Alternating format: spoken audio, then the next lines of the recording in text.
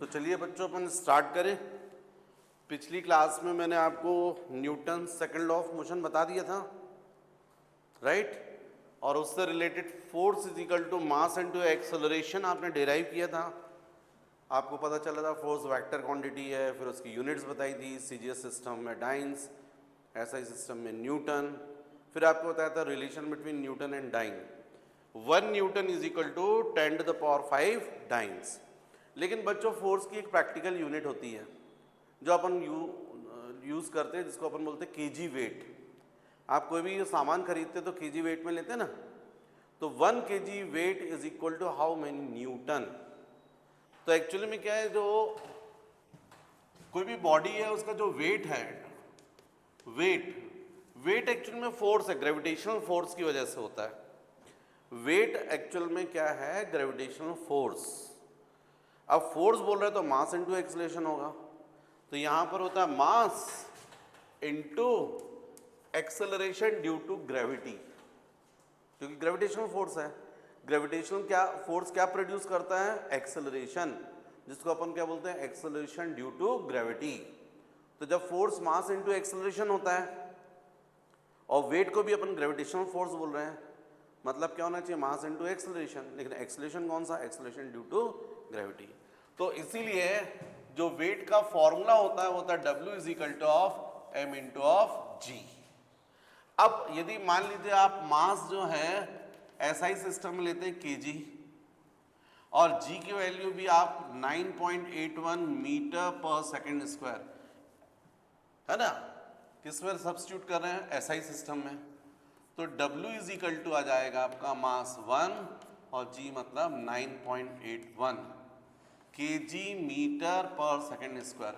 ये 1 kg था और 9.8 kg मीटर पर सेकेंड स्क्वायर, और सबको पता है 9.81 kg मीटर पर सेकेंड स्क्वायर लास्ट क्लास में मैंने बताया था इक्वल टू होता है न्यूटन। तो जब आप यहाँ पर 1 kg रख रहे हैं तब इतना आ रहा है, इसका मतलब आपको प्रूफ करा मैंने 1 kg weight is equal to 9.81 newton. या अपन 1 kg वेट को जब अपन क्वेश्चन सॉल्व करते तो 10 न्यूटन ले लेते हैं, क्योंकि 9.81 और 10 में ज़्यादा डिफरेंस नहीं है कैलकुलेशन फास्ट करने के लिए, क्योंकि आजकल कैलकुलेटर अलाउड नहीं है। आप कॉम्पिटिटिव एग्ज़ाम में या अपने एग्ज़ाम में न्यूमेरिकल सॉल्व करते हैं तो यदि राउंड फिगर में वैल्यू रहेगी तो सॉल्व करना आसान रहेगा। तो 9.81 और 10 में ज़्यादा डिफरेंस नहीं है, इसलिए अपन 10 ले लेते हैं, तो आंसर क्लोज आते हैं। एग्जैक्ट नहीं आएगा पर उसका क्लोज आंसर आ जाएगा। तो इसलिए यदि वेट के लिए फॉर्मूला बोलते तो mg होगा, और इसके लिए kg वेट यूनिट होती है, 1 kg weight is equal to होता है 10 न्यूटन। तो बच्चों ये अपन ने देखा प्रैक्टिकल यूनिट ऑफ फोर्स, ये क्या, practical unit of force kg weight, और 1 kg weight is equal to 10 newton. Next इसके बाद जो है वो आपको देखना चाहिए इम्पल्स। इम्पल्स की डेफिनेशन होती है the product of force and time interval, force into time interval. The product of force and time interval in which the force is applied on a body is called impulse। impulse को हम लोग I से denote करते हैं, तो इसलिए impulse I का formula होता है F into of dt, force into time interval. अब आपको पता है, मैं आपको बता चुका हूं बाय न्यूटन सेकेंड लॉ, F क्या होता है, dp by dt, rate of change of momentum, into of dt, इसलिए impulse is equal to dt dt cancel तो क्या जाएगा dp। तो इम्पल्स किसके इक्वल होता है, equal to change in momentum के, चेंज इन मोमेंटम। इसलिए इम्पल्स का भी डायमेंशनल फॉर्मूला वही होगा जो मोमेंटम का होगा, क्योंकि चेंज इन मोमेंटम का डायमेंशनल फॉर्मूला वही होगा जो मोमेंटम का है। भाई कोई बॉडी का मान लीजिए इनिशियल लेंथ कितनी 3 मीटर, फाइनल लेंथ कितनी हो गई 7 मीटर, तो चेंज इन लेंथ कितना हुआ 7 माइनस 3 मीटर मतलब 4 मीटर। तो चेंज इन लेंथ की यूनिट क्या ली आपने, वही ली जो लेंथ की थी। तो चेंज इन मोमेंटम की यूनिट क्या लोगे, जो मोमेंटम की यूनिट होगी। तो जो मोमेंटम की यूनिट होगी वही एक्चुअली में चेंज इन मोमेंटम की होगी, वही यूनिट किसकी होगी, इम्पल्स की। इसलिए इम्पल्स की यूनिट और मोमेंटम की यूनिट कैसी होती है, सेम। अब नेक्स्ट आप याद रखें, देखो इससे रिलेटेड जरा बात करें, इम्पल्स अपन ने बोला है एक्चुअल में F इंटू डी टी, और dp आप बोल रहे हो dp, वैसे भी F is equal to D P by D T होता है, क्रॉस मल्टीप्लाई करोगे तो F into D T is equal to D P आ जाएगा। या फोर्स जैसे आप बोल रहे थे तो is equal to D P by D T, तो फोर्स इजिकल टू ये dp क्या होता है, P2 minus P1 change in momentum upon dt। ये जो फॉर्मूला है इसको यदि तुम ध्यान से देखो तो जैसे तुम लोग देखते हो इसी पर बेस्ड क्वेश्चंस होते हैं। जनरली तुम लोगों ने देखा होगा क्रिकेट प्लेयर्स कैच लेते समय बॉल को ऐसे कैच पकड़ते और ऐसे पकड़कर हाथ को पीछे खींचते हैं। कभी सोचा ऐसा क्यों करते हो? वो डायरेक्ट जो है वो ऐसा क्यों नहीं आया और सीधे ऐसा पकड़ के रोक लें, उनके हाथ को बहुत जम से चोट लग जाएगी। तो ऐसे बॉल को पकड़ते हैं और कुछ देर तक हाथ को पीछे खींचते हैं और फिर उसके बाद बॉल को रोकते हैं, टाइम बढ़ा देते हैं, फाइनल वेलोसिटी जीरो करने के लिए टाइम इंक्रीज कर देते हैं। ऐसा करने से उनको फोर्स नहीं लगता है, चोट नहीं लगती है। सेम क्वेश्चन बनता है कि जो ग्लास कंटेनर्स होते हैं उनको यदि अपन किसी हाइट से ड्रॉप करें, हार्ड फ्लोर पर गिरते हैं तो पीसेस में ब्रेक हो जाते हैं, लेकिन उन्हीं ग्लास को यदि हम किसी फोम पर यदि उस पर गिराते हैं तो नहीं वो टूटता है। दोनों कंडीशन में वेलोसिटी तो क्या हो रही है, जीरो ही हो रही है, पर हार्ड फ्लोर पर कर रहे हो तो उस कंडीशन में फाइनल वेलोसिटी कितने टाइम में जीरो हो रही है, शॉर्ट टाइम में। और जब आप किसी फोम पर गिराते हो, गद्दे पर गिराते हो, तो फाइनल वेलोसिटी जीरो होने में टाइम लगता है, थोड़ी देर तक वो दबता जाता है, तो उसमें फोर्स कम लगता है। तो वो सारे आंसर्स यहाँ छुपे। देखो यदि मान लीजिए आपने किसी ग्लास कंटेनर को, ये ग्लास को ऐसे गिराया, यहाँ पर फोम पर गिराया, तो जब वो गिरेगा तो यहाँ कुछ वेलोसिटी से आएगा ना, मान लीजिए उसकी वेलोसिटी u है, और फिर ये फोम को दबाता जाएगा और फाइनल वेलोसिटी क्या जाएगी, जीरो, है ना। तो फिर इस कंडीशन में हम लोग ये बोलेंगे F is equal to m into v minus m into u upon d T. तो आपको क्लियर दिखाई दे रहा है कि यहाँ पर F इज इक्वल टू आ जाएगा m into zero minus m into u upon d t, क्योंकि जब अपन ने क्लास गिराया तो यहाँ पर उसकी इनिशियल वेलोसिटी थी, लेकिन जब इस पर गिर गया तो फोम को दबाता गया और फाइनल वेलोसिटी जीरो होने में टाइम लगा, पर फाइनल वेलोसिटी हुई कितनी, जीरो ही हुई। तो यहाँ जीरो रख दिया, तो F इज इक्वल टू आ जाएगा minus m into u upon d t. इसी ग्लास को किसी हार्ड फ्लोर पर सेम हाइट से आप गिराते हैं तो भी यहाँ पर इनिशियल वेलोसिटी यू होती और फाइनल वेलोसिटी कितनी होती, जीरो पर तुरंत हो जाती। तो आप देखो यहाँ पर F जो है उसका क्या रिलेशन बन रहा है, F का रिलेशन बन रहा है inversely proportional to d t. Final velocity zero होने में जो टाइम लग रहा है वो इनवर्सली प्रोपोर्शनल है फोर्स के, या फोर्स इनवर्सली प्रोपोर्शनल है टाइम के। जितना ज्यादा टाइम होगा फोर्स की वैल्यू उतनी कम होगी, और जितना कम टाइम होगा फोर्स की वैल्यू उतनी ज्यादा रहेगी। तो जब हार्ड फ्लोर पर आप गिराते हो तो एक्चुअल में फाइनल वेलोसिटी कितने टाइम में जीरो होती है, तुरंत। dt की वैल्यू बहुत कम रहती है तो फोर्स की वैल्यू ज्यादा रहती है। इतना फोर्स लगता है ग्लास कंटेनर पर कि वो उसको बेयर नहीं कर पाता और पीसेस में ब्रेक हो जाता है, टूट जाता है। लेकिन जब उसी ग्लास को किसी फोम पर गिराते हो तो फाइनल वेलोसिटी जीरो होने में ज्यादा टाइम लगता है, टाइम बढ़ गया, dt की वैल्यू यदि बढ़ जाएगी तो फोर्स की वैल्यू क्या हो जाएगी, कम। तो जो ग्लास कंटेनर पर फोर्स लगता है वो कैसा लगता है, कम, जिसको बेयर कर लेता है। सेम केस में बता रहा हूँ, क्रिकेट प्लेयर्स करते हैं कैच प्रैक्टिस के समय, जब उन बॉल थ्रो की जाती है, यदि वो सीधे ऐसे रोकेंगे, तुरंत वेलोसिटी यदि जीरो करेंगे तो बॉल तो आ रही है कुछ वेलोसिटी से। मान लीजिए बैट्समैन ने हिट किया, कैच पकड़ना है, ऐसे पकड़ा तो काफी हाई वेलोसिटी से आ रही है और तुरंत रोक दी, वेलोसिटी जीरो कर दी, तो हाथ टूटने की मैक्सिमम चांस है, क्योंकि आपने फाइनल वेलोसिटी की है जीरो, कितने टाइम में, शॉर्ट टाइम में। dt की वैल्यू यदि कम रहेगी तो फोर्स की वैल्यू कैसी रहेगी, ज्यादा। मतलब बॉल पर आपने जो फोर्स लगाया वो कैसे लगाया है, ज्यादा। माइनस का मतलब अपोजिट डायरेक्शन में। बॉल पर जो फोर्स लगाया आपने, ज्यादा फोर्स लगाया, मतलब ज्यादा एक्शन किया। Every action has equal and opposite reaction. इतना ही फोर्स क्या करेगी बॉल आपके क्रिकेट प्लेयर के हाथ लगा देगी, हो सकता है उसको बेयर ना कर पाए, हड्डी टूट जाएगी। इसीलिए उन लोग क्रिकेट कैच प्रैक्टिस के समय बॉल को पकड़ते हैं, हाथ को पीछे खींचते हैं, ताकि फाइनल वेलोसिटी जीरो होने में टाइम बढ़ जाए। टाइम बढ़ने से फोर्स की वैल्यू क्या होती, डिक्रीज हो जाती है, राइट। तो बच्चों ये पूरी की बात इंपल्स और चेंज इन मोमेंटम पर बेस्ड है। इसके बाद मुझे बताना है आपको Newton's third law of motion. तो what is Newton's third law? Newton's third law of motion. What is Newton third law of motion? देखो ये फर्स्ट बॉडी है, सेकंड बॉडी है।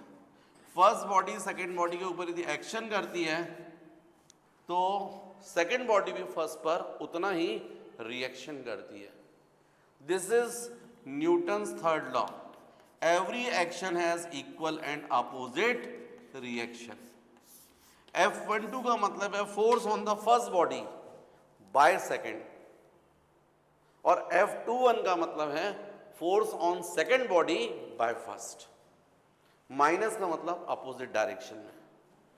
लेकिन बच्चों बड़ा दुर्भाग्य है, कभी कभी क्या होता है टीचर्स भी मस्ती के लिए थोड़ा, क्योंकि स्टूडेंट्स को मजा आता है, इसलिए कुछ एग्जाम्पल्स ऐसे दे देते हैं जो गलत है। जनरली मुझे बच्चे कई बार बताते हैं कि सर ने समझाने के लिए किसी अपने स्कूल वगैरह की बात बताते हैं कि दो स्टूडेंट्स को सामने बुलाया, फिर एक स्टूडेंट को बोला कि इसको झापड़ मारो, तो पहले स्टूडेंट ने उसको झापड़ मार दिया, तो दूसरे से बोला तुम भी मारो इसको, तो दूसरे ने भी मारा, लेकिन सर उसको चूंकि पहले वाले को जम से लग गई थी सर, उसने जम से मार दिया था, दूसरे वाले ने और जम से मारा, और सर ने बोला देखो ये एक्शन और रिएक्शन हो गया। अब बच्चे तो ठीक है समझ गए, लेकिन उनको ये नहीं पता है कि यहाँ पर क्या चीज हुई। ये एग्जाम्पल गलत है। यहाँ पर थर्ड लॉ जो हो रहा है वो नेचर से रिलेटेड है, और जो आप बात कर रहे हो वो प्रैक्टिकल बात अलग से चल रही है। ये यहाँ पर ट्रू नहीं है। ये तो आप रास्ते में जाकर देखिए, किसी को आप रोड पर जाकर देखिए, आप किसी को आप जो निकल रहा है उसको एक गाली देकर देखिए, आप बदले में आपको 10 गाली मिल जाएगी। 2-3 हो सकता है, आपने एक झापड़ मारा तो 2-3 4-5 झापड़ मार देगा। तो जनरली क्या होता है प्रैक्टिकल लैंग्वेज में, always reaction is greater than action.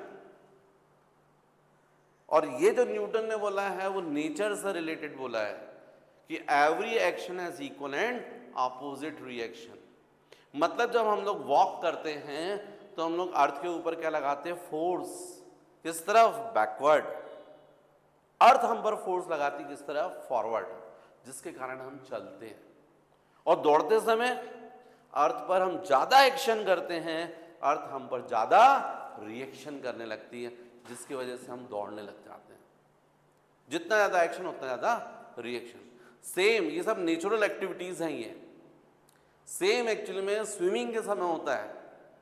Swimming करते समय स्विमर क्या करता है, जो पानी है वाटर है उसको किस तरफ खींचता है, बैकवर्ड, और वाटर उसको पुश करता है किस तरफ, फॉरवर्ड। ज्यादा एक्शन ज्यादा रिएक्शन। फास्ट स्विमिंग करने के लिए ज्यादा एक्शन ज्यादा रिएक्शन, राइट। तो ये सब जो है वो है एक्चुअली में नेचुरल एक्टिविटीज। तो न्यूटन्स थर्ड लॉ जो है वो एक्चुअल में जनरल नेचर पर है, बाकी वो एग्जाम्पल गलत है।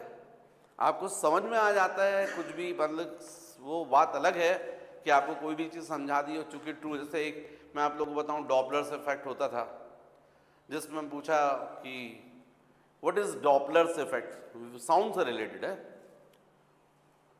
तो डॉपलर ने एक्चुअल में एक पिच होता है वर्ड, डॉपलर्स इफेक्ट। क्वेश्चन बनता है Doppler's effect give the information about the change in, उसमें ऑप्शन है first only in pitch, second only in intensity, third pitch and intensity both, and fourth none of above. तो mostly student जो हैं चूंकि नहीं समझते हैं इसलिए वो टिक कर देते हैं पिच एंड इंटेंसिटी बोथ, जबकि गलत आंसर है। एक्चुअली में डॉपलर ने जो फॉर्मूला दिया था वो फ्रीक्वेंसी से रिलेटेड है, और फ्रीक्वेंसी किससे रिलेटेड है? पिच से। जब हाई फ्रीक्वेंसी मतलब हाई पिच, लो फ्रीक्वेंसी मतलब लो पिच। फ्रीक्वेंसी हाई रहेगी तो आवाज पतली रहेगी जैसे फीमेल्स की होती ना, और फ्रीक्वेंसी लो है मतलब मोटी आवाज। मोटी आवाज को बोलते हैं ग्रेव साउंड, और पतली आवाज को बोलते हैं शिल साउंड।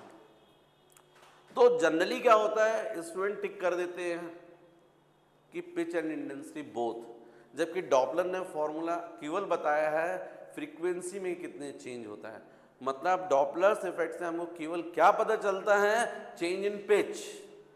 लेकिन टीचर्स जब उसको समझाते हैं तो समझाने के लिए बोलते थे देखो प्लेटफॉर्म पर आप खड़े हो, जब ट्रेन पास में आती है तो आवाज़ धीरे धीरे देखो तेज होती जाती है, जब ट्रेन दूर जाती है तो आवाज़ धीरे धीरे पतली हो जाती है। और ये बात तो सही है। तो स्टूडेंट बोलते हैं हाँ जो सर हमको समझाते हैं समझ में आता है, पर उनको ये नहीं पता कि सर ने गलत चीज़ समझा दी आपको। ये डॉपलर्स इफेक्ट नहीं है। वहां पर बोलना चाहिए था सर को जब ट्रेन दूर होती है और जैसे जैसे पास आती है तो आप देखो आवाज पतली होती जाती है, तीखी होती है, इंटेंसिटी भी बढ़ रही है, लेकिन इंटेंसिटी डॉपलर इफेक्ट से रिलेटेड नहीं है। जब ट्रेन दूर जा रही है तो वो जो आवाज पतली थी धीरे धीरे मोटी हो रही, मतलब क्या हो रहा? फ्रीक्वेंसी बढ़ रही है। तो देखो जब डेप्थ में पढ़ोगे तब ये सब चीजें आपको समझ में आएगी कि एक्चुअल क्या है। आपको कुछ भी एग्जाम्पल देके कुछ भी समझा दिया जाए और बस चूंकि आपने देखा है तो आप मान लेते हैं हाँ ठीक है समझ में आ गया, लेकिन आपको ये पता ही नहीं गलत चीज़ समझा दी गई है।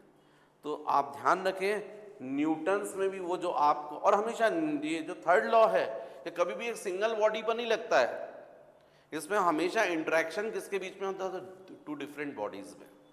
फर्स्ट बॉडी सेकेंड बॉडी पर जितना फोर्स लगाती है सेकेंड बॉडी फर्स्ट पर उतना ही रिएक्शन फोर्स लगाती है। Every action has equal and opposite reaction, right? तो ये है बच्चों Newton's third law of motion. तो नेक्स्ट बच्चों आपका होना चाहिए law of conservation of linear momentum. तो what is law of conservation of linear momentum? According to law of conservation of linear momentum, in the absence of external force, the linear momentum of the body or the system remains conserved. यदि आप external force ना लगाएं, external force absent हो, तो किसी भी body का linear momentum constant रहता है, या किसी सिस्टम के ऊपर फोर्स नहीं लग रहा तो सिस्टम का भी लीनियर मोमेंटम कांस्टेंट होता है। अब सिस्टम का मतलब क्या होता है? सिस्टम का मतलब होता है टू पार्टिकल और group of particle is called system. तो this is law of conservation of linear momentum. Law of conservation of linear momentum. If F is equal to 0 then P is equal to of constant. ये law है। In the absence of external force, the linear momentum of the body or the system remains conserved. इसको आप proof कर सकते हो, proof. तो देखो ये कोई बॉडी है, उस पर आपने फोर्स अप्लाई किया F, तो आपको मालूम है इसका मोमेंटम क्या होगा? चेंज होगा। और by second law F is equal to क्या बोलोगे? dP बाय dt बोलोगे। फोर्स इज इक्वल टू क्या बोलोगे? dP by dt। अब if F is equal to 0, therefore dP by dt भी क्या हो जाएगा? 0 हो जाएगा। यदि फोर्स 0 है तो फोर्स किसके इक्वल होता है? dP बाय dt के। तो फोर्स 0 है, इसका मतलब dP बाई dt की वैल्यू 0 हो गई। और आपको दिख रहा है ये क्या लिखा है? डिफरेंशिएशन लिखा है किसका? लीनियर मोमेंटम का विद रिस्पेक्ट टू टाइम। क्या लिखा है? 0। आप सबको पता है किसका डिफरेंशिएशन 0 होता है? कांस्टेंट का। इसका मतलब P क्या हुआ? कांस्टेंट। इसका मतलब P is equal to constant. तो यदि किसी बॉडी के ऊपर कोई एक्सटर्नल फोर्स नहीं लग रहा है, इसका मतलब उसका लीनियर मोमेंटम क्या होना चाहिए, कांस्टेंट, राइट। अच्छा बच्चों, एक क्वेश्चन जनरली पूछा जाता है कॉम्पिटिटिव एग्जाम में भी, तीनों लॉ में से ऐसा कौन सा लॉ है जो Newton's first law, second law, third law, तीनों लॉ में से ऐसा कौन सा लॉ है जो बाकी टू लॉ को प्रूफ कर देता है? तो इसका करेक्ट आंसर है सेकंड लॉ। सेकेंड लॉ से आप फर्स्ट लॉ को भी प्रूफ कर सकते हो, सेकेंड लॉ से आप थर्ड लॉ को भी प्रूफ कर सकते हो। जैसे proof of first law by second law, तो आप प्रूफ कर सकते हो। आपको मालूम है by second law, by second law F is equal to क्या होता है, dp बाई dt, और if F is equal to 0 तो स्वाभाविक है dp by dt is equal to 0, means ddt of what is p, m into v, mass into velocity, ये भी 0 हो गया। अब आपको मालूम है मास जो है वो कांस्टेंट कॉमन निकल गया, dv by dt is equal to 0 हो गया। भाई किसी भी बॉडी का मास तो कांस्टेंट है ना, कॉमन निकल गया। डिफरेंशिएशन में कांस्टेंट क्वांटिटीज कॉमन निकल जाती है। अब आपको क्लियर है, यहाँ पर क्रॉस मल्टीप्लाई करेंगे तो dv by dt is equal to भी क्या हो गया, 0, 0 बाई m, 0 बाई m क्या होगा, क्रॉस मल्टीप्लाई कर 0 हो जाएगा। अब डिफरेंशिएशन कर रहे हैं, वेलोसिटी को 0 आ रहा है, इसका मतलब v इज इक्वल टू क्या होगा, कांस्टेंट। देखिए आप सेकेंड लॉ से आपने फर्स्ट लॉ को प्रूफ कर दिया। सेकेंड लॉ था F is equal to dp by dt, first law था in the absence of external force if the body is in rest remains continued in rest, and if the body is in motion remains continued in motion with constant velocity, मतलब उसको uniform motion भी बोलते हैं। यदि external force नहीं लगेगा तो जो बॉडी मोशन कर रही है वो कैसा मोशन करेगी, यूनिफॉर्म मोशन, कांस्टेंट वेलोसिटी से। तो ये आपने क्या किया, सेकेंड लॉ से फर्स्ट लॉ को प्रूफ कर दिया। इसी सेकेंड लॉ से आप थर्ड लॉ को भी प्रूफ कर सकते हो। तो नेक्स्ट देखिए, proof of third law by second law.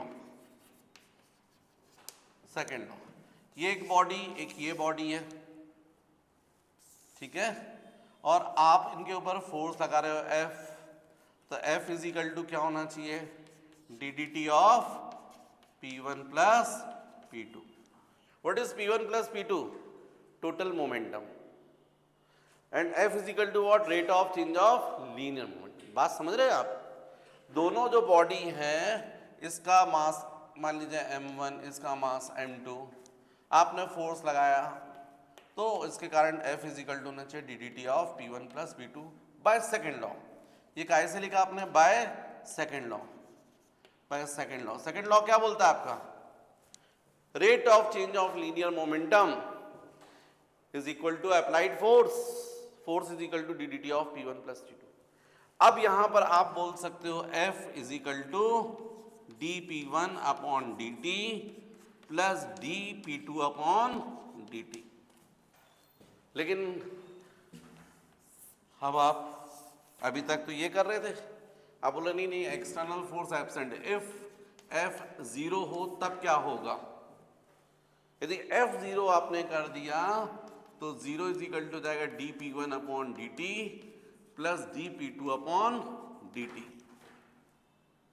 अब आप ट्रांसफर कर दीजिए तो ये जाएगा dP1 upon dt minus dP2 upon dt। Transfer करोगे तो माइनस आ जाएगा।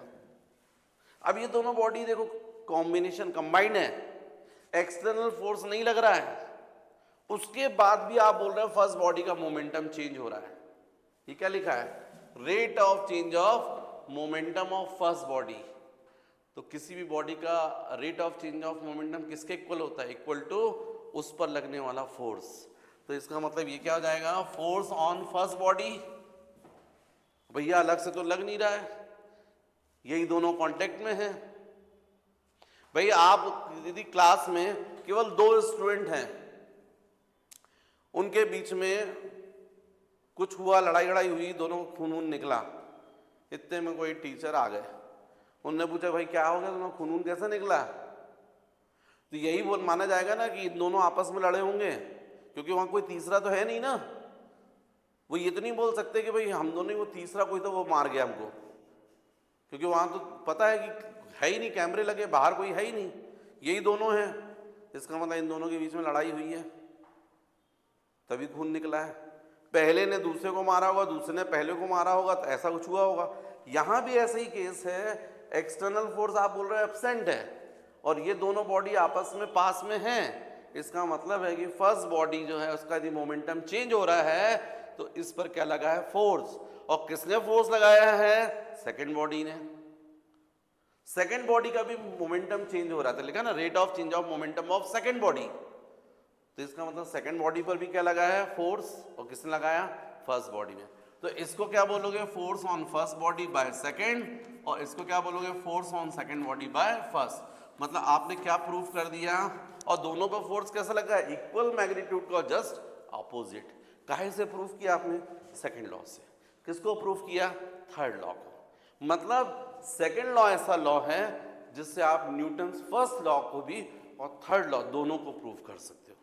तो ये कॉम्पिटिटिव एग्जाम में भी क्वेश्चन करते हैं, पर आपके बेसिक कॉन्सेप्ट्स क्लियर होने चाहिए, है ना, तभी तो आप देखो। हमेशा आप याद रखो, यदि आप मल्टी स्टोरी बिल्डिंग खड़ा करना चाहते हो तो फाउंडेशन स्ट्रांग होना चाहिए।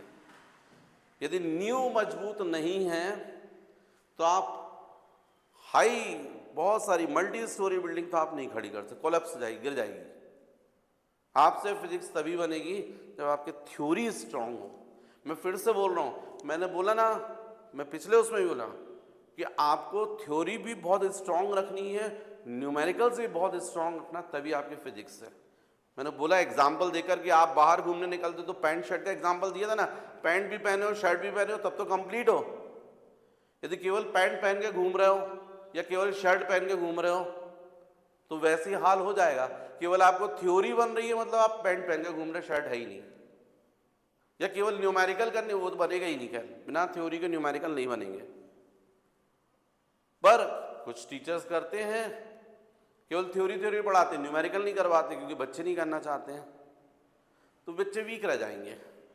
और कुछ जो है केवल क्या करते हैं, थ्योरी कॉन्सेप्ट क्लियर नहीं करते हैं, डायरेक्ट फॉर्मूला बताया, न्यूमेरिकल करवा दी, मतलब बच्चों को क्या किया, शर्ट पहना दी और ऐसे ही बिना पहन के घूम रहे हैं।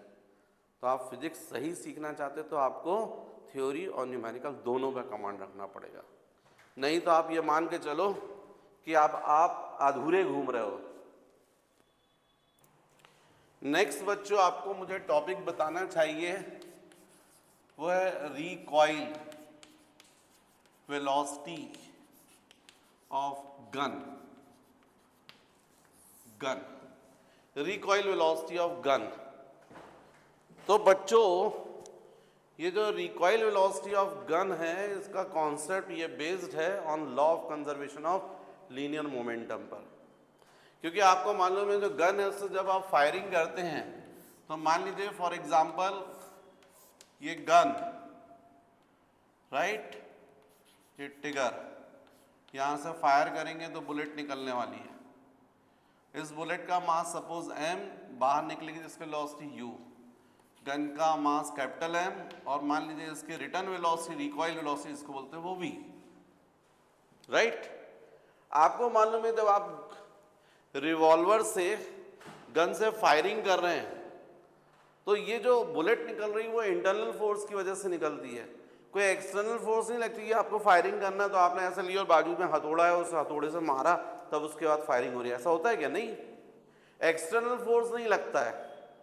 और जब एक्सटर्नल फोर्स ना लगे तो आपको मालूम है by law of conservation of linear momentum, in the absence of external force linear momentum of the body और द सिस्टम रिमेन्स कंजर्व।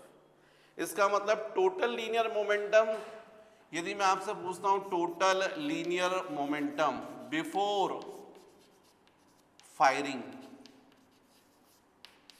तो आपका आंसर होना चाहिए सर 0। ना तो बुलेट के पास वेलोसिटी थी और ना ही गन के पास। तो जब वेलोसिटी नहीं तो लीनियर मोमेंटम बुलेट का कितना होगा 0। लीनियर मोमेंटम मतलब क्या होता है, मास इनटू वेलोसिटी। गन का लीनियर मोमेंटम वो भी 0, क्योंकि मास तो है लेकिन वेलोसिटी 0 है, इसलिए total linear momentum before firing कितना होगा 0। और यदि मैं बोलता total linear momentum after firing, तो डेफिनेटली आपका आंसर होना चाहिए mu mass of bullet into velocity of bullet. Pen बंद करो, यहां समझो पहले। इस बुलेट का लीनियर मोमेंटम क्या होगा, mass into velocity linear momentum, plus linear momentum of gun m into v. ये लीनियर मोमेंटम है बिफोर फायरिंग और ये टोटल लीनियर मोमेंट है आफ्टर फायरिंग। यदि मान लीजिए मैं इसको बोलता हूं P1, इसको मैं बोलता हूं P2, तो आपको मैं जब समझा रहा हूं कि फायरिंग जब हम लोग करते तो एक्सटर्नल फोर्स जो रहता है वो 0 रहता है। हम लोग बाहर से फोर्स नहीं लगाते, यहीं पर अंदर पिस्टन रहता है, स्प्रिंग रहता है, टिगर दबाते हैं, उसके कारण वो स्प्रिंग के कारण जो है इसके ऊपर क्या लगता है, फोर्स। तो सिंस F इजिकल टू 0, तो इसका मतलब होना चाहिए P1 इजिकल टू P2 या P2 इजिकल टू होना चाहिए P1। What is P2 total linear momentum after firing, what is P1 total linear momentum before firing. जितना पहले था फायरिंग से पहले उतना ही मेंटेन होना चाहिए। आफ्टर फायरिंग हम लोग को मालूम है m into u plus capital M into v है, और बिफोर फायरिंग कितना है 0, तो ये 0 हो गया। इसका मतलब m into v is equal to, इसको ट्रांसफर करोगे तो माइनस m इंटू यू, तो v is equal to minus m u upon capital M, right. देखिए आप यहां पर फॉर्मूला मिला आपको, यहां स्मॉल m क्या है, मास ऑफ बुलेट, u क्या है, velocity of bullet, what is capital M, mass of gun, and what is v, velocity of gun. Minus का मतलब है कि गन की जो वेलोसिटी होगी आफ्टर फायरिंग वो किस डायरेक्शन में होगी, u के अपोजिट। यदि u प्लस होगा तो v कैसा होगा, माइनस। इसका मतलब बुलेट यदि फॉरवर्ड जा रही है तो गन कैसे आएगी, बैकवर्ड। अब जब मैं ये आपको पढ़ा रहा हूं तो मेरा क्वेश्चन बनेगा आपसे कि मुझे बताओ अच्छी गन के लिए रिकॉइल वेलोसिटी की वैल्यू बहुत ज्यादा होनी चाहिए कि बहुत कम। तो मोस्टली आंसर्स बेचारे बच्चे अभी जानते नहीं हैं, इसलिए सब के सब बोलते हैं सर ज़्यादा होना चाहिए। तो मैं उनको समझाता हूँ कि भाई ज़्यादा का मतलब आप समझो, ज़्यादा आप कब बोलोगे कि मतलब मान लीजिए आप यहाँ पर रिवॉल्वर ऐसे पकड़े किसी को फायर कराए तो गोली उसको लग रही है और बैक जब गन आएगी बहुत हाई वेलोसिटी से तो आपकी आंख में लगनी चाहिए, तब आप अच्छी गन बोलोगे क्या, आंख फूटनी चाहिए क्या। भाई यदि रिकॉइल वेलोसिटी ज्यादा होगी तो आप समझो क्या होगा, मतलब आप वहां पर यदि मान लीजिए सपोज किसी को रिवॉल्वर से मार रहे हैं तो गन बैक आएगी, लेकिन आप रॉकेट लॉन्चर उसको रखे कंधे पर तो सामने रॉकेट चला गया, यहाँ कंधा चला गया, पीछे उड़ जाएगा। भाई गन की वेलोसिटी ज्यादा रहेगी तो कंधा उड़ जाएगा। आप कैनन के बारे में सोचो, पता चला बॉर्डर पर जो है अपन ने तोप रखी है, वहां से गोला निकल रहा है, सामने पाकिस्तान जा रहा है, और पता चला कैनन चले गई अपनी कन्याकुमारी, अपन खींच के ला रहे हैं। भाई वेलोसिटी हाई होगी तो यही होगा, बहुत हाई वेलोसिटी में यही आप ये अंदाज लगाओ ये सब चीजें क्या हो रही है। तो अच्छी गन के लिए कैपिटल V की वैल्यू कम होनी चाहिए। अब कैपिटल V की वैल्यू कम कैसे करें अपन, रिकॉइल वेलोसिटी की वैल्यू कम कैसे करें, तो भाई सिंपल सी बात है, न्यूमरेटर कम कर दो और डिनोमिनेटर बढ़ा दो। न्यूमरेटर में कम क्या करोगे, तो मास ऑफ बुलेट। इसीलिए देखो आप जो बुलेट रहती है वो छोटी रहती है, छोटी छोटी गोलियां रहती हैं एज कंपेयर टू रिवॉल्वर, मास कम रहता है उसका, गन का रिवॉल्वर का ज्यादा रहता है। ऐसे यदि आप बोलोगे, मान लीजिए कैनन की बात कर रहे हो आप, तो आप लोगों ने यदि वो जो पुराने फोर्ट्स वगैरह तोप किले रहे हैं वहां पर आप यदि तोप देखें किस टाइप की तोप, तो वो ठोस बनाते थे, सॉलिड आयरन की, और बल्कि अभी जो एक्चुअल में लोग यूज करते हैं कैनन वगैरह, तो आप देखें उसके साथ में वो ट्रक वगैरह को ज्वाइन करके रखते हैं या फिर किसी चीज से हैवी वेट से कनेक्ट करके रखते हैं, मतलब मास बहुत ज्यादा कर देते हैं। किसका? गन का। क्योंकि V की वैल्यू कैसी होनी चाहिए? काफी कम। V की वैल्यू काफी कम, इसलिए स्मॉल m को क्या किया जाता है? कम, लेकिन कैपिटल M को क्या रखा जाता है? ज्यादा। लेकिन फिर भी आप मान लीजिए सपोज आप बोले नहीं हमको तो एक्चुअली में कैनन मतलब तोप, तो अब उसमें जो आपका शेल जाएगा तो उसका वो तो ज्यादा ही मास रहेगा। तो यदि स्मॉल m की वैल्यू ज्यादा है तो कैपिटल M तो बहुत ज्यादा होगा, राइट? और स्मॉल m की वैल्यू कम होनी चाहिए। U की वैल्यू, अबे U वेलोसिटी ऑफ बुलेट है, यदि इसको 0 कर दोगे तो फिर तुम्हारी रिवॉल्वर का मतलब क्या निकला? कि गोली नहीं निकल रही है। आप V को कम रखना चाहते तो U को क्या रखना पड़ेगा? तो U मैक्सिमम रख दोगे तो V भी तो बढ़ जाएगा। मिनिमम रख दोगे तो तुम्हारे रिवॉल्वर का कोई मतलब नहीं। मतलब तुम किसी को बोलोगे तो मान लो तुम्हारे हाथ में रिवॉल्वर है, तो ऐसा बोलोगे इधर आ बताता हूं मैं तेरे को रिवॉल्वर लेके। फिर रिवॉल्वर का तो मतलब ही है कि वो पास में ना आए, आप दूर से फायर कर दो, क्योंकि पास में आएगा तो 2 तमाचे मार के आपकी रिवॉल्वर छुड़ा लेगा। तो आप ये चाहते हो रिवॉल्वर आपके हाथ में, इसका मतलब आपको पास में ना जाना पड़े, दूर से आप फायर कर दो और वो उड़ जाए। नहीं तो पता चला आप तो क्या बोलोगे उसको, भैया इधर आ तेरे को बताता हूं मैं, तब तक वो पता चला डंडा लेके आएगा, आपको उत्ते मार देगा। यू जो है वो आपके हाथ में नहीं, यू तो ज्यादा होना ही चाहिए। अच्छी जितनी ज्यादा हाई वेलोसिटी होगी उतना ज्यादा बुलेट दूर जाएगी। तो यू को आप नहीं कम कर सकते हो, आप किसको कम कर सकते हो? बुलेट के मास को। और किसको बढ़ा दोगे? कैपिटल एम को, गन का मास बढ़ा दोगे। इसलिए आप देखो गन हैवी रहती है भाई। यू आपको मालूम है शेर जो है वो शेर को कैसे, शेर को गोली लगती है तो आप देखते हो शेर वहीं ढेर हो जाएगा, गिर जाएगा, जबकि उसके पास बहुत ताकत है। आप कभी शेर के ऊपर मान लो कोई है, उसको मान लो शेर को डंडे से मारो, जैसे भैंस को मारते ना, शेर को मान लीजिए आपने 2 डंडे मारे तो क्या भाग जाएगा? अरे वो पलट के आएगा, 2 हाथ मारेगा तो आप ऐसे उल्टी उल्टी। तो इतनी सी बुलेट जब उसको लगती है उसके बाद शेर कैसे गिर जाता है? एक्चुअली में वो इतनी हाई वेलोसिटी से रहती है कि बुलेट के पास में क्या होती है? काइनेटिक एनर्जी बढ़ जाती है। काइनेटिक एनर्जी का फॉर्मूला बोलो, ½ mv²। जब वेलोसिटी हाई रहेगी तो काइनेटिक एनर्जी ज्यादा रहेगी। मतलब किसी का गाल है, आपने खींच के उसको मारा, उसके बाद पूछो कैसा लग रहा, तो वो यही बोले गरम गरम लग रहा, क्योंकि आपकी काइनेटिक एनर्जी किसमें कन्वर्ट हो गई? हीट एनर्जी में। ऐसे ही जब आप रिवॉल्वर से बुलेट फायर करते हैं तो उसकी काइनेटिक एनर्जी इतनी ज्यादा रहती है कि जब वो बुलेट उसके शरीर में पेनिट्रेट करती है तो पूरी की पूरी काइनेटिक एनर्जी किसमें कन्वर्ट हो जाती है? हीट एनर्जी में, क्योंकि फाइनल वेलोसिटी 0 हो गई। मान लीजिए उसकी 100 जूल थी काइनेटिक एनर्जी टकराने से पहले, और बाद में 0 हो गई, तो वो 100 जूल कहाँ गई? पूरी कन्वर्ट हो जाती है हीट में, जिसको वो बेयर नहीं कर पाता है। तो जब बुलेट लगती है किसी को तो उसके बाद वो क्यों उसकी ये प्रॉब्लम खड़ी होती है? क्योंकि इतनी ज्यादा हीट जनरेट होती है जिसको वो बेयर नहीं कर सकता। तो हम लोग U को कम नहीं करेंगे, V कम रखना ही हमको मालूम है, रिकॉइल वेलोसिटी की वैल्यू कम होनी चाहिए, हम समझ गए। लेकिन इसको कम रखने के लिए आप स्मॉल m को कम रखिए, कैपिटल M को बढ़ा दीजिए, पर U तो आपको ज्यादा ही रखना पड़ेगा अच्छी गन के लिए। जितनी ज्यादा U रहेगी उतनी आपकी रेंज ज्यादा रहेगी, ज्यादा डिस्टेंस से आप फायर कर सकते हैं, ज्यादा दूर से, राइट? तो ये हो गया बच्चों recoil velocity of gun. What is small m? Mass of bullet. What is capital M? Mass of gun. What is U? Velocity of bullet.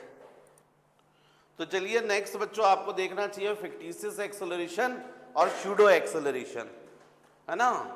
ये जो सूडो एक्सेलरेशन है, fictitious acceleration, acceleration produces in the body in the opposite direction of its motion is called fictitious acceleration or pseudo acceleration, and its magnitude is approximately equal to absolute acceleration of the body. जितने acceleration से body move करती है उतना ही किसी body में एक acceleration produce हो जाता है जो मोशन के जस्ट अपोजिट डायरेक्शन में होता है, उसको अपन बोलते हैं सूडो एक्सेलरेशन और फिक्टिशियस एक्सेलरेशन। अब इसी से रिलेटेड होता है फिक्टिशियस फोर्स और सूडो फोर्स। तो product of mass and pseudo acceleration और fictitious acceleration is called pseudo force और फिक्टिशियस फोर्स। लेकिन अब ये पूरी बात कैसे समझ में आएगी, बहुत आसानी से समझ में जाएगी। मैं नेक्स्ट टॉपिक जो बता रहा हूँ उससे आपको क्लियर हो जाएगा। नेक्स्ट टॉपिक है apparent weight of a body in A lift. मतलब जब आप लिफ्ट में खड़े होते हैं, जब लिफ्ट चलती है तो आप अपना वेट जो है वो कैसा महसूस करते हैं, उसी को अपन बोल रहे हैं apparent weight of a body in A lift. तो आपने प्रैक्टिकली देखा है कि जो लिफ्ट है उसमें डिफरेंट केस बनते हैं। ये लिफ्ट में फर्स्ट केस, इसमें लिफ्ट जो है वो एक्सेलरेट हो रही है अपवर्ड डायरेक्शन में ए एक्सेलरेशन से, और आप इसके अंदर खड़े हैं। आपसे पूछा जाए कि बताइए आप अपना वेट कैसा महसूस कर रहे हैं, तो आपको क्लियर, आपका रियल वेट किस तरफ होगा, डाउनवर्ड। जब लिफ्ट मूव करेगी अपवर्ड तो आप में एक एक्सेलरेशन प्रोड्यूस होगा इसके मोशन के ठीक अपोजिट डायरेक्शन में, कैसा, डाउनवर्ड। और उसी को आप क्या बोल रहे हैं, सूडो एक्सेलरेशन और फिक्टिशियस एक्सेलरेशन। और आपके पास मास m है तो क्या प्रोड्यूस जाएगा यहाँ पर, pseudo force m into of a। मतलब आपके ऊपर दो फोर्स लग रहे हैं, एक वेट और एक सूडो फोर्स। तो आपको अपना वेट कितना महसूस होगा, mg plus ma, real weight plus pseudo force. मतलब आपको अपना वेट अपने एक्चुअल वेट से ज़्यादा फील होगा, हैवी फील होगा। और ये आपने प्रैक्टिकली देखा होगा, लिफ्ट जब चलती है तो आप अपने आप को हैवी फील करते हैं ना, जस्ट ऊपर जाते समय। ऐसे ही मतलब डेफिनेटली आप अपने आप को क्या फील करेंगे, यहाँ पर हैवी फील करेंगे। फिर नेक्स्ट देखो सेकंड केस, इसमें ये लिफ्ट हो गई, लिफ्ट के अंदर आप ये खड़े हैं, ठीक है। आपका चेहरा डिपेंड करेगा कैसा हो रहा है। तो चलिए लिफ्ट आ रही है ए एक्सेलरेशन से डाउनवर्ड डायरेक्शन में, अब आपको अपना वेट कितना फील होगा, तो आपका रियल वेट तो बच्चों नीचे ही रहेगा, डाउनवर्ड mg। लेकिन अब चूंकि लिफ्ट डाउनवर्ड आ रही है तो फिक्टिशियस एक्सेलरेशन किस तरफ होगा, अपवर्ड, मोशन के अपोजिट। और फिक्टिशियस फोर्स कितना रहेगा, m इंटू ए। तो आपका वेट आपको कितना फील होगा, अपरेंट वेट कितना फील होगा, W is equal to mg minus ma, mg downward minus ma upward. मतलब आप अपने आप को कैसा फील करेंगे, लाइट फील करेंगे, हल्का, राइट। थर्ड केस, जिसमें लिफ्ट जो है वो अपवर्ड जा रही है या डाउनवर्ड जा रही है with constant velocity, with constant velocity. अब आप कैसा फील करेंगे, तो यदि लिफ्ट ऊपर जाए या नीचे आए, कांस्टेंट वेलोसिटी, वेलोसिटी कांस्टेंट का मतलब एक्सेलरेशन क्या हो गया, जीरो। जब लिफ्ट के पास एक्सेलरेशन नहीं है तो आपके पास सूडो एक्सेलरेशन नहीं प्रोड्यूस होगा, तो केवल आपके ऊपर क्या वर्क करेगा, रियल वेट mg। इसका मतलब आप कितना वेट फील करेंगे, mg। कोई डिफरेंट आपको महसूस नहीं होगा, कुछ अनोखा नहीं लगेगा।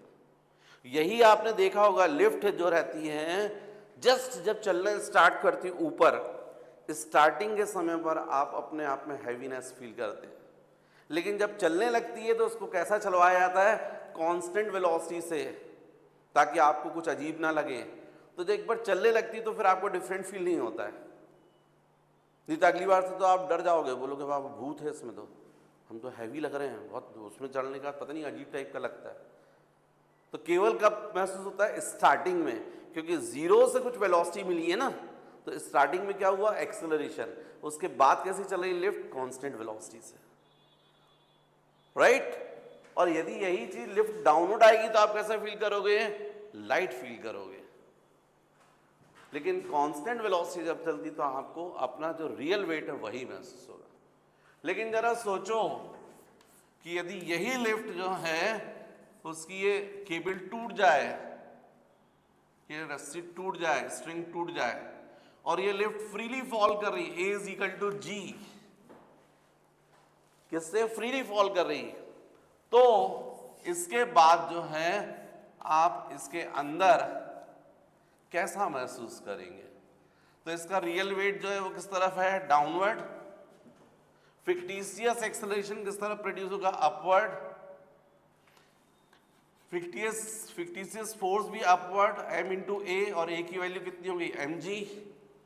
तो अब आपका वेट आपको कितना फील होगा?